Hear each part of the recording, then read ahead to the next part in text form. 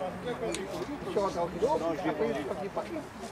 Il est quand même le passer, mais j'ai arraché l'arrière. Et je ne voulais pas venir, j'ai dit à ma femme, on a été à Martigues, comme on dit les enfants.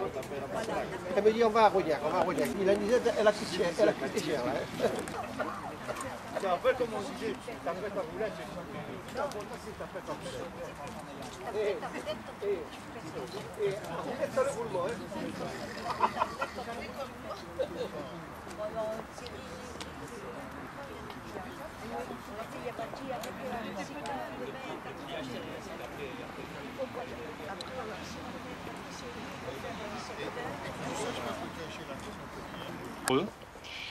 Je salue et je remercie Monsieur le maire avec gratitude pour sa présence ainsi que celle des élus, notamment la présidente de l'association des Pieds Noirs de Marseille-Provence, le président de l'AOBR de Marignane, le président de l'association des parachutistes de Marignane et le président du CCAPR également.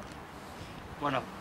Alors nous sommes réunis aujourd'hui pour ce drame, cette tragédie qui s'est jouée le 26 mars 1962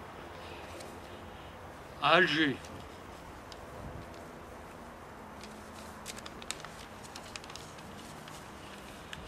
Ce 26 mars 1962, l'armée française a ouvert le feu sur une foule pacifique de Français, arborant drapeau tricolore et chantant l'hymne national. Sur les ordres de De Gaulle et de Fouché, nos militaires devaient battre, depuis le début de la guerre d'Algérie en 1954, leur record de rendement en faisant 80 morts et 200 blessés en une seule fois, et de plus en période de cessez-le-feu.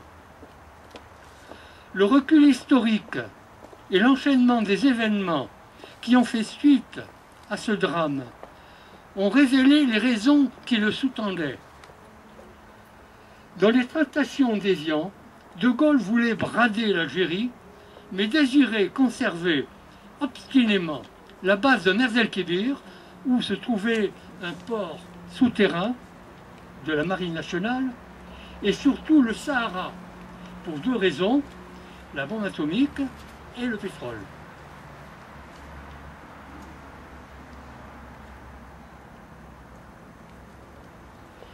Il était prêt à toutes les compromissions pour faire admettre ces deux clauses signées par le seul représentant du FLN, Abdelkrim.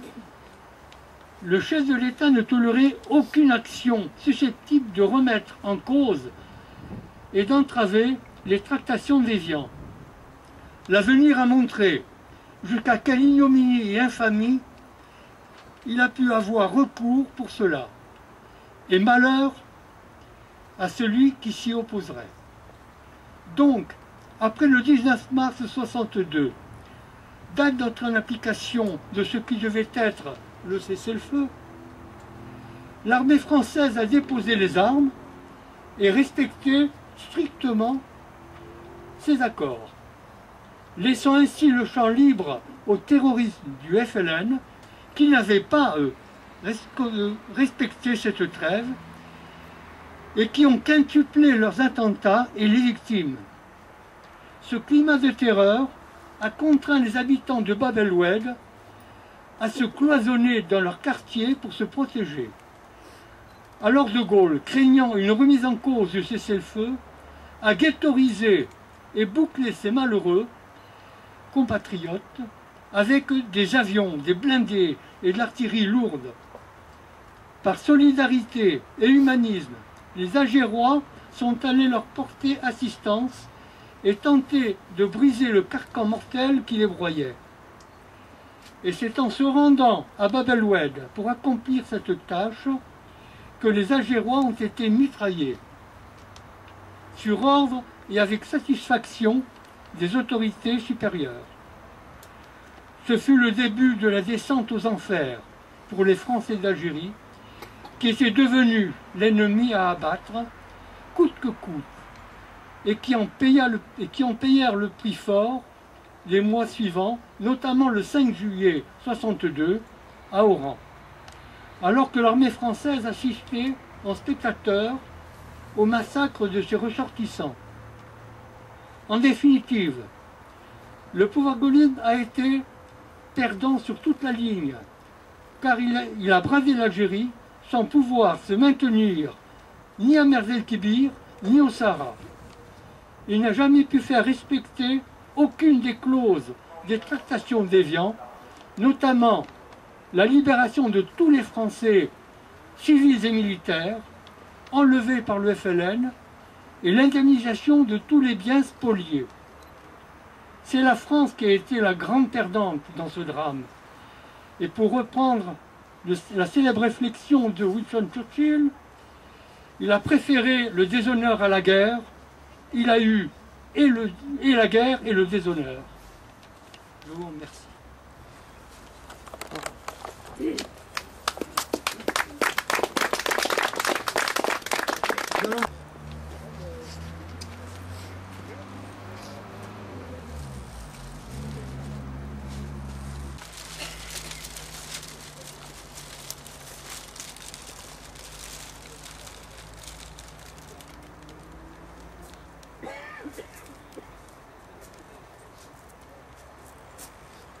Je vous demande...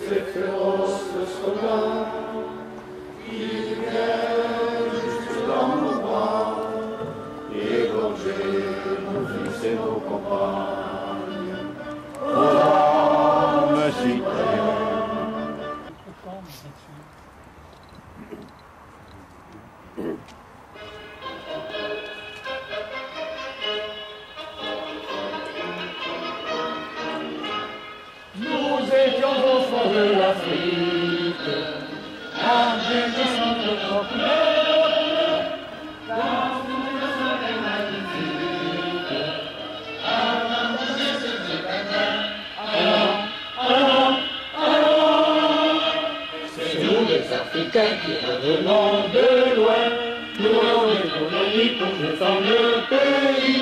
Nous avons laissé là-bas nos parents, nos amis, et nous avons au cœur une invincible ardeur car nous voulons porter haut et fier le bon drapeau de notre France entière. Et si quelqu'un venait à y toucher, nous serions là pour mourir à ses pieds, avec amour. À nos amours, pour le pays, pour la patrie, mourir de loin, c'est